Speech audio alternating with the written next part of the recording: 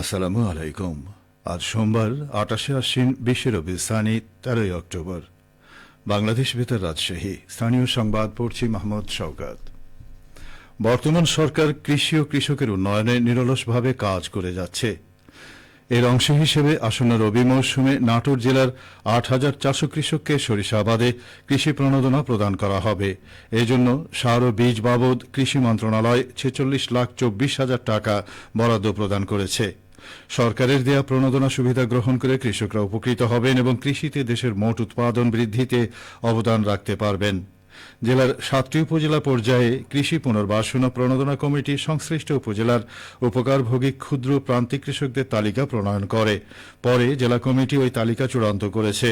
উপজেলাতে কৃষক পর্যায়ে প্রণোদনার বীজ ও সার বিতরণ কার্যক্রম অচিরেই শুরু করা হবে।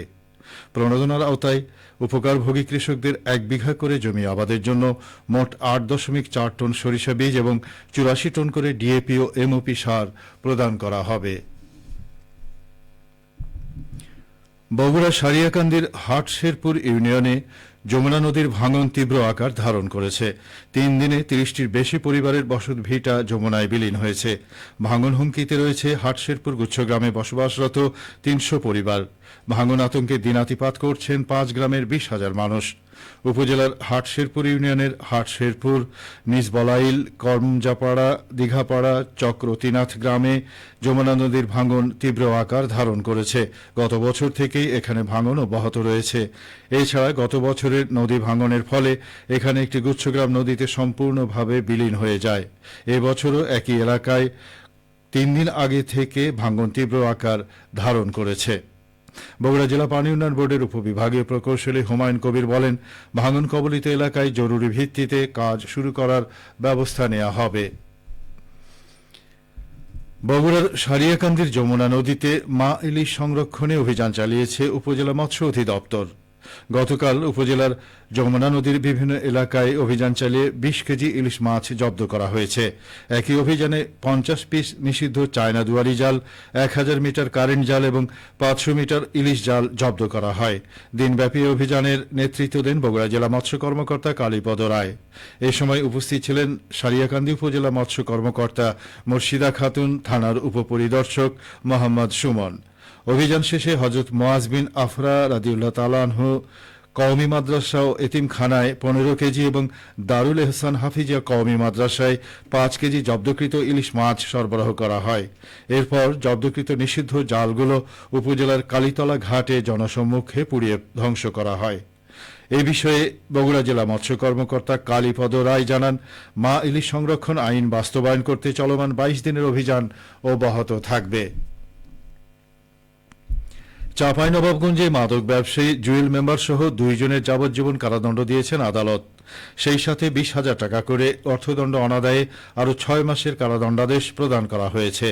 গতকাল বিকেলে চাঁপাইনবাবগঞ্জের অতিরিক্ত দায়রা জজ মোহাম্মদ আবদুল্লাহ আল মামুন এই রায় ঘোষণা করেন।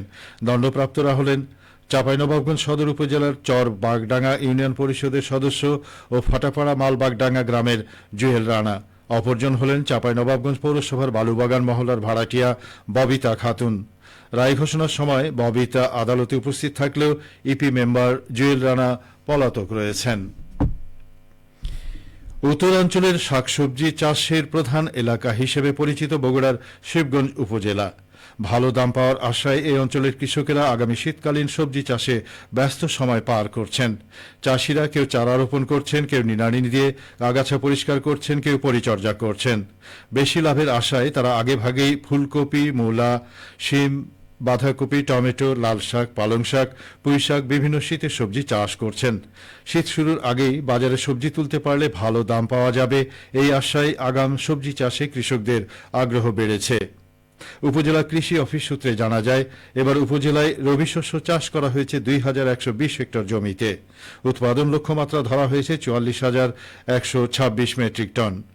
উপজেলা কৃষি কর্মকর্তা আব্দুল হান্নান বলেন, আগাম সবজি চাষে কৃষকদের নিয়মিত পরামর্শ দেওয়া হচ্ছে।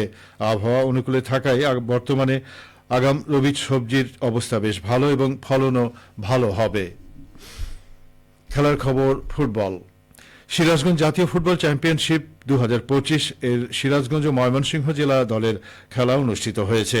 গতকাল শহীদ শামসুদ্দিন স্টেডিয়ামে বাংলাদেশ ফুটবল ফেডারেশন ও জেলা ফুটবল অ্যাসোসিয়েশনের যৌথ আয়োজনে ফুটবল ম্যাচটি অনুষ্ঠিত হয়। তীব্র প্রতিদ্বন্দ্বিতাপূর্ণ খেলায় 4-0 গোলের ব্যবধানে ময়মনসিংহ জেলা ফুটবল একাদশকে পরাজিত করে সিরাজগঞ্জ জেলা ফুটবল একাদশ। হাজারো দর্শকের সাথে খেলাটি উপভোগ করতে গ্যালারিতে উপস্থিত ছিলেন বাফুফের টেকনিক্যাল কমিটির চেয়ারম্যান কামরুল হাসান হিলটন, জেলা বিএনপির সাধারণ সম্পাদক সাইদুর রহমান বাচ্চু। সবশেষে আবহাওয়া। আজ সকাল 6টায় রাজশাহীতে তাপমাত্রা ছিল 23.5 ডিগ্রি সেলসিয়াস। এ সময় বাতাসে আর্দ্রতার পরিমাণ ছিল 92%। রাজশাহী ও পার্শ্ববর্তী এলাকায় আজ সূর্যোদয় হয়েছে সকাল 6টা 2 মিনিটে এবং সূর্যাস্ত সন্ধে 5টা 40 মিনিটে। সংবাদ শেষ হল। আমাদের পরবর্তী স্থানীয় সংবাদ দুপুর 12টা 10 মিনিটে।